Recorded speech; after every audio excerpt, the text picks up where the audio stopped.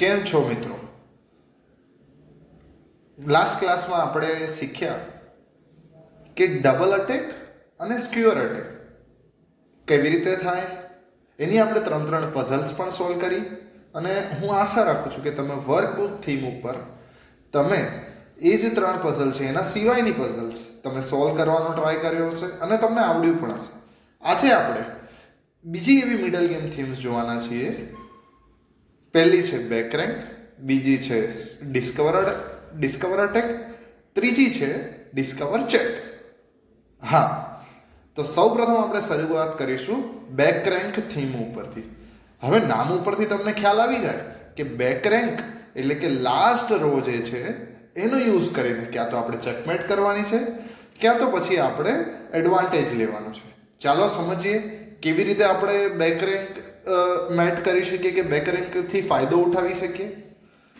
તો જ્યારે પણ કિંગ લાસ્ટ લાઇનમાં હોય અને એની આગળ જે 3 પોન છે એ એક જ સાથે હોય, એટલે કે એક પણ મૂવ ના થયો, એટલે કે કિંગને ઉપર આવવાની જગ્યા જ ના હોય, એવી પોઝિશનમાં આપણને ખ્યાલ આવે કે આપણે બેક રેન્ક અહીંયા અચીવ કરી શકીએ છીએ. તો આપણે થોડું વિચારવાનો પ્રયાસ કરીએ કે કેવી રીતે અહીંયા હું બેક રેન્ક ચેકમેટ કરી શકું. બરાબર, જો આપણે આ રૂટથી કિંગને ચેક આપવામાં સમર્થ થઈએ તો પછી આપણે અહીંયા ચેકમેટ કરી શકીએ. પણ મેઇન ઓબ્સ્ટેકલ કયો છે અત્યારે? રૂક.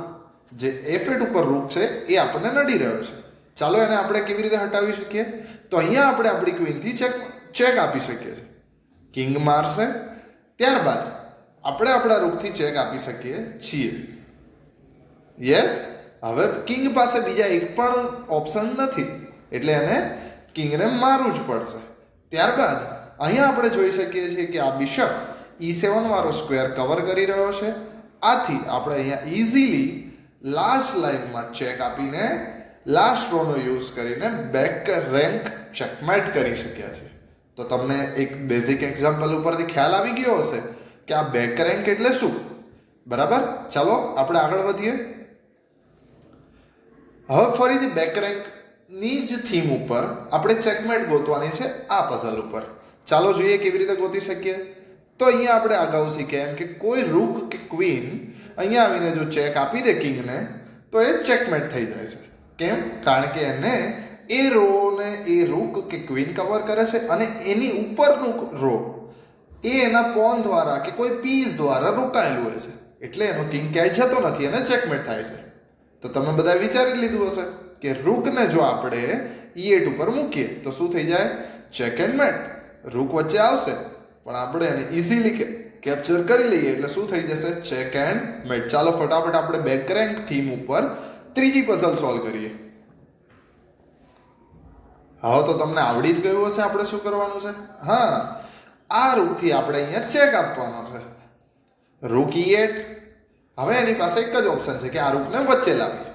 તો આપણે બે ઓપ્શન છે આપણી જોડે. આપણે આ રૂકથી પણ ચેકમેટ કરી શકીએ અને આ રૂકથી પણ ચેકમેટ કરી શકીએ. તો આપણે પ્રિફર કરીશું કે આ રૂકથી ચેકમેટ કરીએ. બરાબર છે મિત્રો? ચાલો નેક્સ્ટ થીમ ઉપર જઈએ.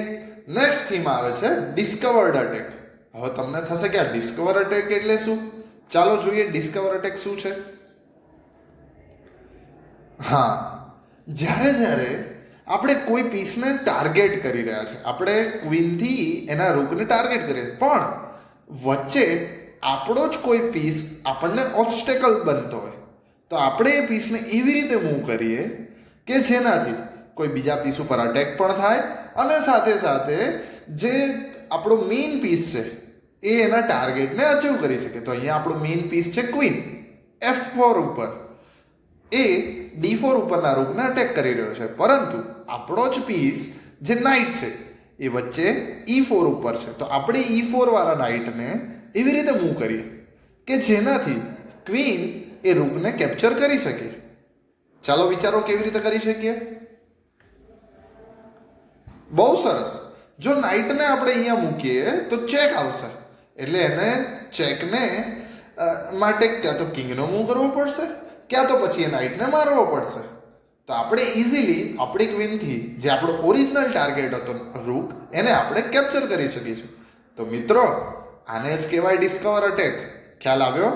તો ડિસ્કવર અટેક એટલે જ્યારે કોઈ પીસ, આપણો પીસ બીજા કોઈ પીસને અટેક કરી રહ્યો છે, પરંતુ વચ્ચે આપણો જ પીસ રસ્તામાં આપણને નડી રહ્યો છે, ત્યારે એવા એ વચ્ચેના પીસને આપણે એવી રીતે મૂવ કરીએ કે જેનાથી બીજા ઉપર ટાર્ગેટ પણ થાય, એટલે એને રિપ્લાય આપવો પડે અને આપણો જે મેઇન પીસ છે એ એના ટાર્ગેટને અચીવ કરી શકીએ. ચાલો તો અહીંયા આપણે ટ્રાય કરીએ. નાઇટ F6, કિંગને અટેક આવ્યો, એને રિપ્લાય આપવો પડશે, એટલે એને માર્યું, તો આપણે અહીંયા ઇઝીલી રૂકને કેપ્ચર કરી શકીશું. તો આપણે અહીંયા જોઈ શકીએ છીએ કે આપણી પાસે એક એક્સ્ટ્રા રૂક એટલે કે એક્સચેન્જ અપ આપણે અહીંયા થઈ ગયા છીએ. ચાલો તો ડિસ્કવર અટેક એની આપણે બીજી પઝલ જોઈએ. અહીંયા આપણે જોઈ શકાય છે કે આપણો મેઇન પીસ કયો છે? બિશપ. અને કોને અટેક કરી રહ્યો છે? રૂકને. પરંતુ વચ્ચે કોણ છે? નાઇટ, જે C7 સ્ક્વેર ઉપર છે. તો હવે નાઇટને આપણે એવી રીતે મૂવ કરીએ કે જેનાથી એ નાઇટ બીજા કોઈ પીસને અટેક કરે, એટલે બીજા જે મોટો પીસ છે એને મૂવ થવું પડે અને આપણે બિશપથી રૂકને ઇઝીલી મારી શકીએ. હા મિત્રો, આને જ આપણે ડિસ્કવર અટેક કહીશું. બરાબર, તમે વિચારી લીધું હશે. તો અહીંયા કરેક્ટ મૂવ છે નાઇટ ક્રોસ E6. કેમ? કારણ કે જ્યારે નાઇટ ક્રોસ E6 કરીશું એનાથી ક્વીન ઉપર અટેક આવશે, એટલે એને ક્વીનને મૂવ કરવી પડશે, અને ક્વીનને મૂવ કરશે તો એનો રૂક આપણને અહીંયા ફ્રીમાં મળી જશે, અને આપણે અહીંયા શું કરી શકીશું? બિશપથી રૂકને મારી દઈશું. ભલે પછી આપણો નાઇટ લઈ લે, પણ અહીંયા આપણે 3 પોઈન્ટ્સ પ્લસ થઈ ગયા છે. કેવી રીતે? તો એક તો એક્સચેન્જ અપ, કારણ કે આપણે નાઇટ આપીને રૂક લીધો છે, અને જોડે જોડે એક પોન પણ આપણે ફ્રીમાં મારી લીધું છે. તો આપણે અહીંયા 3 પોઈન્ટ પ્લસ થઈ ગયા છે. કેવી રીતે? ડિસ્કવર અટેક થીમનો યુઝ કરીને. ચાલો આના પછી હજી એક પઝલ જોઈ લઈએ ડિસ્કવર અટેક થીમમાં. હા, તો ડિસ્કવર અટેક થીમમાં આપણે ત્રીજી પઝલ જોઈ રહ્યા છે, જે આપણી વર્કબુક થીમ જે આપણે તમને બધાને મોકલેલ છે, એમાં જે ત્રીજા નંબરની ડિસ્કવર અટેક થીમની પઝલ છે એ આપણે જોઈ રહ્યા છે સ્ક્રીન ઉપર. અહીંયા તમે જોઈ શકો છો કે આપણી ક્વીન એ B4 વાળી ક્વીન ઉપર, બ્લેકની ક્વીન ઉપર અટેક કરેલી છે, પરંતુ આપણો જે નાઇટ છે E4 વાળો એ વચ્ચે આવી રહ્યો છે. તો આપણે E4 વાળા નાઇટને એવી રીતે મૂવ કરીએ કે જેનાથી આપણે એની ક્વીનને ઇઝીલી મારી શકીએ. હા, હવે તો તમને આવડી ગયું હશે. તમે ઇઝીલી એને જોઈ લીધું હશે કે આન્સર શું છે. તો આન્સર છે નાઇટ F6 ચેક. કેમ? કારણ કે હવે એ જો ચેક અહીંયા મારશે તો આપણે એની ક્વીનને મારી શકીએ છીએ. ક્યાં તો એનો કિંગ અહીંયા મૂવ થશે તો આપણે ઇઝીલી એની ક્વીનને મારીને અહીંયા આપણે જીતી શકીએ છીએ, કારણ કે આપણે એક એક્સ્ટ્રા ક્વીન છે આપણી પાસે. બરાબર છે? તો આ થઈ ગયું ડિસ્કવર અટેક. આના જેવું જ, આનો જ ભાઈ કહી શકાય એવી નેક્સ્ટ થીમ છે ડિસ્કવર ચેક. ડિસ્કવર ઉપરથી તમને અંદાજો તો આવી જ ગયો હશે કે થીમ શું છે, પણ આપણે સમજવું જરૂરી છે. ચાલો સમજીએ કે આ ડિસ્કવર ચેક છે શું. ડિસ્કવર ચેક પણ ડિસ્કવર અટેક જેવી થીમ છે, જેમાં આપણે આપણા મેઇન પીસથી સામેવાળાના પીસ ઉપર અટેક કરી રહ્યા છે, પરંતુ વચ્ચે આપણો એવો પીસ છે કે જે આપણને એ અટેક કરતા અટકાવી રહ્યો છે. તો એ પીસને આપણે એવી રીતે મૂવ કરીશું કે જેનાથી આપણને ચેક પણ આવે સામેવાળાને, અને આપણે આપણું જે અટેક છે એ કમ્પ્લીટ કરી શકીએ. તો ચાલો કેવી રીતે આપણે એ પીસને હટાવીએ કે જેનાથી ક્વીનથી ચેક આવે. તો અહીંયા કરેક્ટ આન્સર છે બિશપ ટુ F2. કિંગ ઉપર ચેક આવ્યો છે, કિંગને મૂવ કરવો પડશે, અને અહીંયા ઈઝી મૂવ છે જે ચેકમેટ કરશે એ છે ક્વીન G1. અને આ શું થઈ ગયું બાળ મિત્રો? Check and mate. તો અહીંયા આપણે જોયું કે ડિસ્કવર ચેકમાં શું થાય છે કે જે મેઇન પીસ છે એ કોઈ પીસ ઉપર અટેક કરી રહ્યો છે, વચ્ચે એવો પીસ છે કે જે આપણને ચેક કે અટેક કરવા દેતો નથી. તો એવા પીસને આપણે એવી રીતે મૂવ કરીશું કે જે મેઇન પીસથી ચેક આવે અને આપણે ગેમમાં ચેકમેટ કે એડવાન્ટેજ લઈ શકીએ. ચાલો ડિસ્કવર ચેકની આપણે નેક્સ્ટ થીમ જોઈશું, નેક્સ્ટ પઝલ જોઈશું. હા, અહીંયા તમે જોઈ શકો છો એમાં આપણી જે ક્વીન છે G6 ઉપર એ બ્લેકના કિંગને અટેક કરી રહી છે, પરંતુ વચ્ચે શું છે? G2 ઉપર આપણો જ બિશપ. તો આપણે એ બિશપને એવી રીતે મૂવ કરીશું, એટલે કે ડિસ્કવર ચેક થીમનો એવી રીતે ફાયદો લઈશું કે જેનાથી આપણે ચેકમેટ અચીવ કરી શકીએ. ચાલો વિચારો. હા, આ ખૂબ જ ઇઝી છે અને તમને આવડશે જ, મને વિશ્વાસ છે. તો અહીંયા આન્સર છે બિશપ ટુ h6. બિશપ હટશે એટલે આપણી ક્વીનથી કિંગ ઉપર અટેક થશે. ચાલો જોઈએ કઈ રીતે અટેક થઈ રહ્યો છે. યસ, અને આ ચેક છે. આ ક્વીન થી ચેક આવ્યો છે અને આ રેડ સર્કલ વાળા જેટલા બી સ્ક્વેર છે એમાં કિંગ નથી જઈ શકતો, એટલે કે એક જ આન્સર છે કિંગ પાસે કે કિંગ h8. અને અહીંયા તમે જોઈ શકો કે એક જ મૂવમાં ચેકમેટ આપણા માટે અવેલેબલ છે. કેવી રીતે? Queen g7. Very good. Queen g7 with the support of bishop થી આપણે શું કરી શકીએ? ચેકમેટ કરી શકીએ. સાથે સાથે ક્વીન h7 થી પણ આપણે ચેકમેટ કરી શકીએ છીએ. તો આ થઈ ગયો ડિસ્કવર ચેક.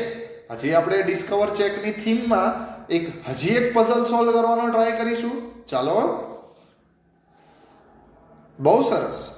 હવે અહીંયા ચેકમેટ નથી કરવાની, પણ મિત્રો કદાચ આપણને ડિસ્કવર ચેક કે આ બધી મિડલ ગેમ થીમ્સથી દર વખતે ચેકમેટ નહીં થાય, પણ ઘણી વખત આપણને ફાયદો મળશે, એટલે કે આપણી પોઝિશન એડવાન્ટેજમાં આવી જશે. તો ચાલો જોઈએ કે આપણે કેવી રીતે આ ડિસ્કવર ચેક થીમથી આપણી પોઝિશનને એડવાન્ટેજમાં ફેરવી શકીએ. હા, કેવી રીતે કરી શકાય? વિચારો. બહુ સરસ. કરેક્ટ મૂવ છે કે આપણે રૂકને મૂવ કરવો પડશે કે જેનાથી આ બિશપથી કિંગ ઉપર ચેક આવે. કેવી રીતે કરી શકીએ એ વસ્તુ? Right, very good. તો અહીંયા આપણે રૂકને જો રૂકથી મારીએ તો બિશપથી ચેક આવશે અને કિંગ પાસે એક જ મૂવ છે, અને પછી આપણે એની ક્વીનને પણ મારી શકીશું, એટલે આપણે એક પીસ પ્લસ થઈ જઈશું. જોઈએ કેવી રીતે. હા, અહીંયા બિશપથી ચેક આવ્યો છે, ક્વીન વચ્ચે લાવે તો મરી જ જાય, એટલે એ તો ઓપ્શન જ નથી. એટલે કિંગ રમશે h7 ઉપર, એક જ જગ્યા છે. ત્યારબાદ આપણે શું કરી શકીએ? ઇઝીલી એની ક્વીનને પણ મારી શકીએ છીએ. અને જો એ આપણા રૂકને મારશે તો આપણી પાસે એક પીસ, એટલે કે એક પૂરો આખો બિશપ જે આપણે પ્લસ થઈ જઈએ છીએ, એટલે કે આપણી પોઝિશન એડવાન્ટેજમાં આવી જાય અને આપણે ઇઝીલી જીતી શકીએ છીએ. તમને ખ્યાલ આવી ગયો હશે કે ડિસ્કવર ચેક શું છે? બહુ સરસ. તો આના પ્રમાણે જે વર્કબુક ચેસ થીમ નામની મેં જે તમને PDF મોકલેલ છે એને ખાસ સોલ્વ કરવાનો પ્રયત્ન કરીશું. આજે આપણે 3 અલગ અલગ મિડલ ગેમ થીમ્સ આ વિડીયો દ્વારા આપણે શીખી છે. પહેલું છે બેક રેન્ક થીમ, બીજું છે ડિસ્કવર અટેક અને ત્રીજું છે ડિસ્કવર ચેક. આશા રાખું છું કે તમને સમજાયું હશે. સમજાયું હોય તો લાઈક, શેર અને સબસ્ક્રાઇબ કરજો. સાથે સાથે કોઈ ક્વેશ્ચન કે ક્વેરી હોય તો તમે કોમેન્ટ કરી શકો છો, અથવા તો મારો કોન્ટેક્ટ પણ કરી શકો છો. ચાલો મિત્રો, મળીએ આવતા ક્લાસમાં. ત્યાં સુધી બધાને બાય બાય.